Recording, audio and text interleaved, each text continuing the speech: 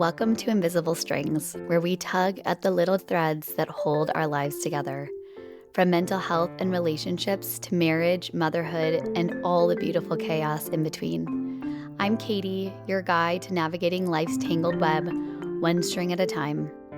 Think of this as your weekly dose of insight, sprinkled with a bit of laughter, some heartfelt chats, and maybe even a happy tear or two. So, whether you're juggling a million things or you just need a break, let's untangle life together, because those invisible strings, they're what keep us connected. This is Invisible Strings. Let's get started. Guys, every time I come on here, I'm blown away. I'm blown away by the number of people that come on every week and listen. And I love to see what you're listening to and what's the most interesting to you. And I just wanted to start today by just saying I'm really grateful and I'm thankful. And I really love doing this. And I hope that I can just continue doing it. And, if it helps one person or makes somebody feel like they are not alone, then I'll keep doing this because it's really fun for me. I really love it. Today's episode is just gonna be me, and it's gonna be kind of one of those cozy, heart-filled chats that I think we probably all need, especially as we head into this warmer weather and family trips and summer plans start to just swirl in our minds because I'm sure everyone's going somewhere. So last week, our family took a last-minute spring break trip that was completely unplanned, totally unexpected. And honestly, one of the best trips we've ever had. We literally had no plans to go anywhere because my son plays travel soccer and he had a tournament at the end of spring break. And we knew about it for a long time and we're kind of like, we got a lot of stuff going on in the summer. Let's just take a break and do nothing for spring break. And I was kind of like, I really want to go somewhere, but also I love having nothing to do. So a week ago last Saturday, a week ago, we were sitting on the couch. Brad and I were having coffee. The boys were watching something. The girls were talking to us. And we were all kind of like, let's go to the beach. Let's find a beach and go to the beach. And me and Brad kind of looked at each other and we're like, yeah, let's do it. Let's figure it out. Let's just do something. Let's go somewhere. And I always feel like those last minute trips that are not planned and not expected are so much fun. So we started looking and we were looking at flights and going to an all-inclusive, which is totally crazy. But we had points and stuff. And so we were just like, let's check it out. And that wasn't going to be a thing. We weren't going to do that. That's way too much. So we ended up driving about 6 hours south to St. Augustine, which is a town in Florida. And it's beautiful there. It is a really, really old town, like from the 1500s. It has, the brick roads, and it had like a big fort from the 1500s. And we got to walk around it and go in it. And it was really, really cool.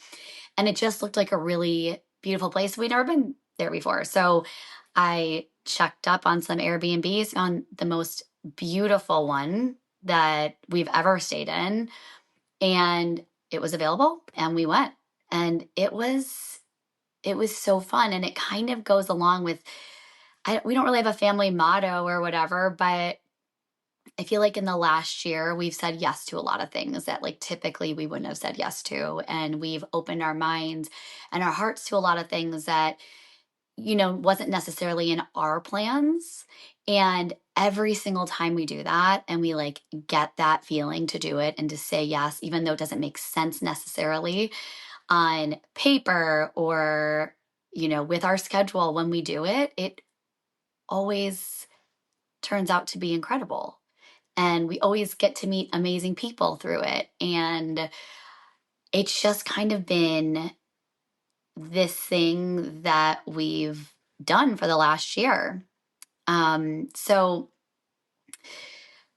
we said yes to more things than we ever thought we would. And we figured out kind of a rhythm with our values and and kind of our unofficial family motto without even really trying, without any intention of having one. So if you've ever wondered what would happen if you just went for it, then this episode is for you.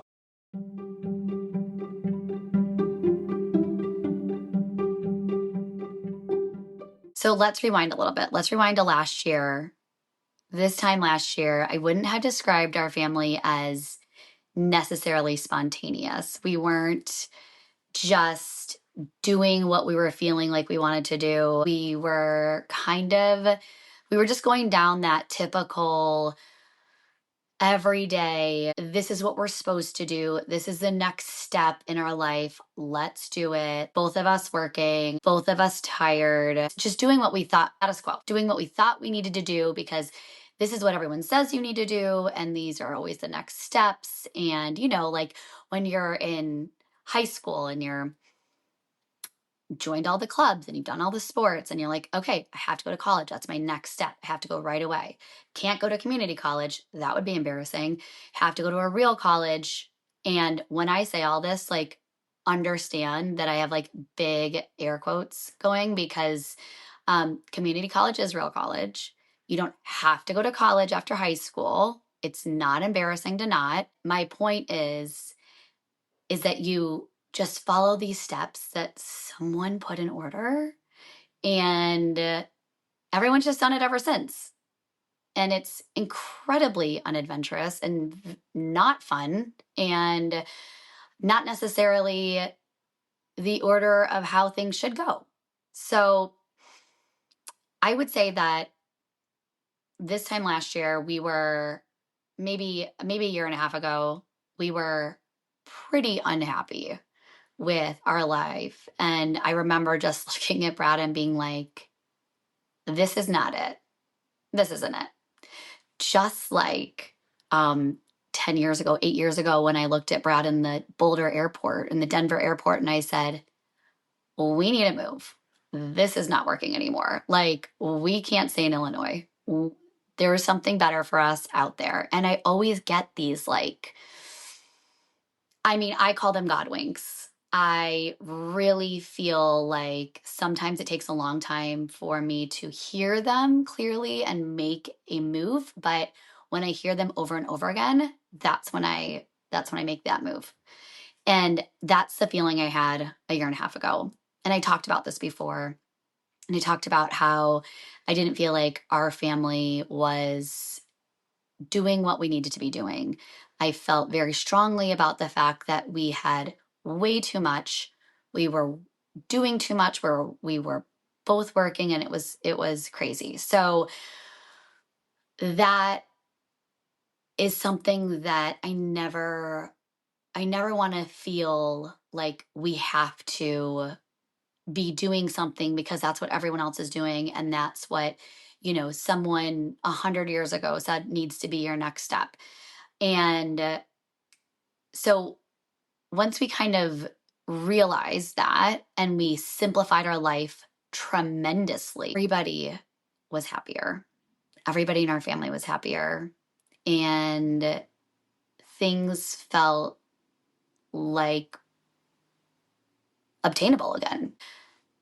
Our eyes were opened again. Our hearts were opened again. Our mind was opened again. And we had consciously jumped out of that burnout status. And the truth is, I think that we're really waiting for life to calm down before we were even able to live it. Something has really shifted in us in this past year of making that decision. And maybe it's, I don't know, like a little series of wake up calls, or maybe it's just watching our kids grow up faster than we expected. And maybe it was our own internal reset. I, again, fully feel like it was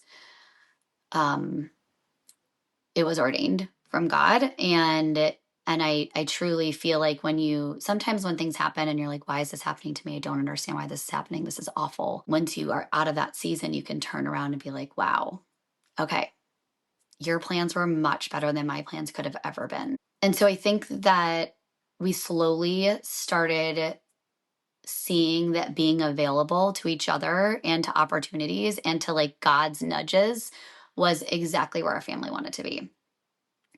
And, we didn't really notice it at first, but we started saying yes to things that once just had felt way too risky, too messy, and way too last minute.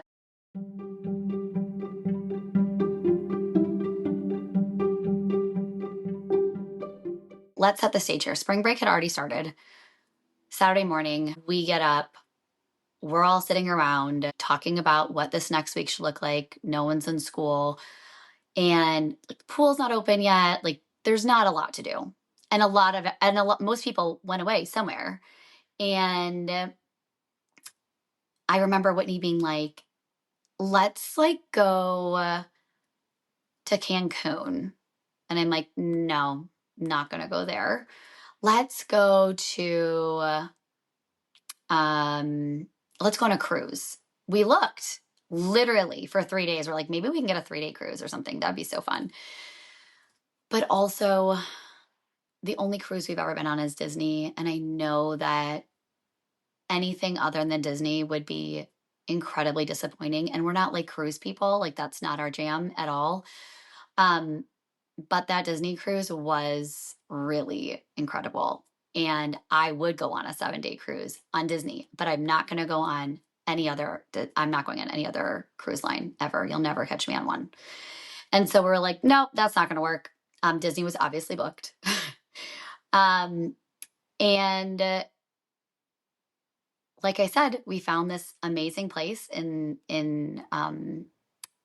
Augustine, and even down to the woman who owned the Airbnb, she was absolutely phenomenal. I have never been to a house like this before, and it wasn't like expensive. It wasn't expensive, and it was just beautifully maintained, looked brand new. The host herself was absolutely adorable. She had like a basket of like goodies for us when we got there, and she was on it, and it was amazing. So um obviously very drivable, and we were close to the beach, and I mean, that's all the kids wanted. They just wanted to be by the beach.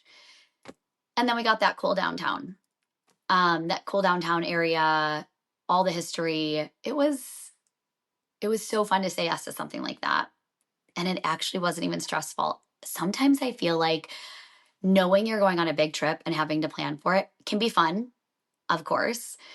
It kind of stresses me out though. Like I packing is stressful to me, even when I pack early. Like when we went to Costa Rica, that was obviously a very big trip. We've been planning it for a year. I was planning for it. I was, got everything packed early and all. It was still just very stressful. So this was really nice to throw stuff in a bag. The only thing we had to make sure we remembered was Jack's stuff for the end of the weekend for his tournament. And we did want to make sure we were here for Easter. So once we had Easter, we got in the car early Monday morning and we left. And it was incredible. The kids were great. We drove and we spent the week on the beach. We had no itinerary, no expectations, just yes. And here's the wild thing. It didn't feel stressful. It actually felt freeing. We weren't trying to escape our life. We were running straight toward it.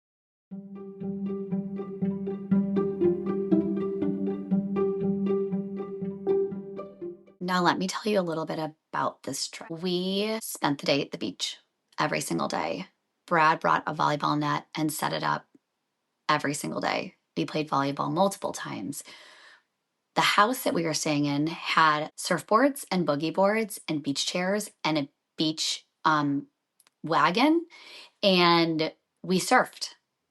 I'm telling you, Costa Rica and their surfing, like that bug bit my children, and that's all they want to do now. So they surfed, they boogie boarded, we looked for shells, we played volleyball, we played soccer. And then we came back to the house every single day, probably around 3:30 or 4. The girls read on the beach. They suntanned on the beach. And we got back, We showered. There was a hot tub there. We did a puzzle like this. We love puzzles in our family. We love them. We had a puzzle set up. We were doing those anytime there was some downtime. We watched movies. We stayed up way too late. We had really incredible food. The food there is amazing. Obviously, the seafood is incredible. Beautiful sunsets. And we laughed a lot. And I think what struck me the most was how different the kids were. They were even more relaxed, more open, more connected. And I realized that we weren't just on spring break. They were watching us enjoy them, watching us lean into life, and watching us say, we don't need everything to be perfect. We just need to be together. There was one particular night, we were all sitting around eating ice cream, and one of the kids was like, this has been the best vacation we've ever had. It really hit me, and it didn't just feel like it was a trip. It felt like it was a turning point.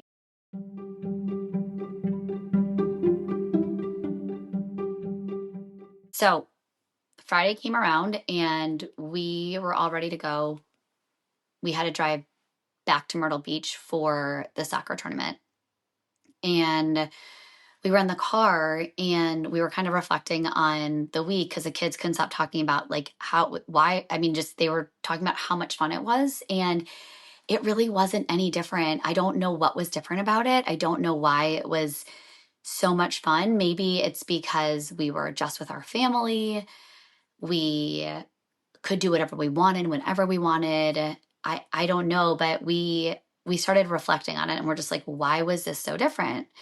And we realized it wasn't the place, it was the posture, really. Like we'd been operating out of a place of yes to time together, yes to slowing down, yes to memories over perfection, and yes to showing up, even messy and completely unprepared. And we started naming that as a family. We're a yes family. Okay. What else can we say yes to?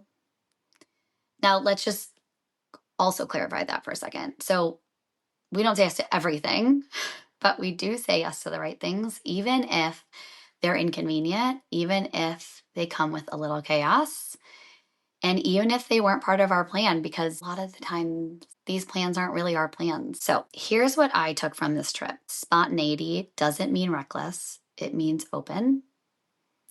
Open to fun, open to change, open to new connections. You don't have to plan something perfect to make something magical. Some of the best things are unplanned. Your kids won't remember the stress, they'll remember your smile. They'll remember you being all in, and that is so important. I have had so many wake up calls in the last year of being incredibly present for my kids.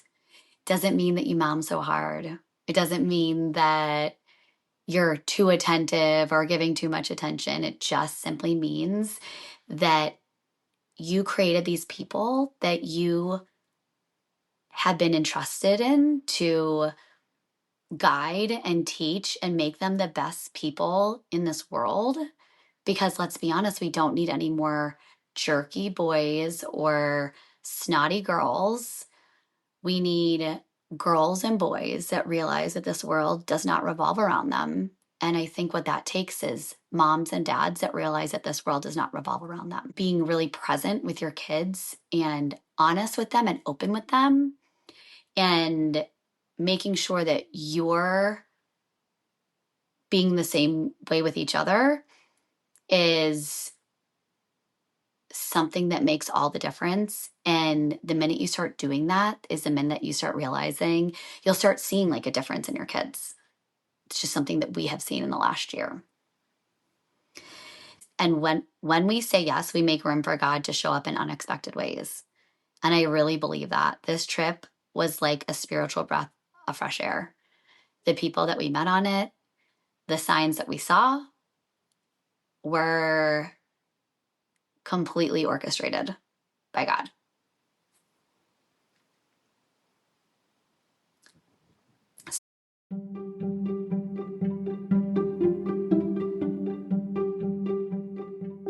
So, if you're listening today and you're tired or overwhelmed or feeling like you need a break, but you're waiting for everything to line up perfectly, maybe this is your nudge. Maybe it's time to say yes to something small, a sunset walk, an impromptu road trip, a messy game night with your kids, even if the laundry is still unfolded.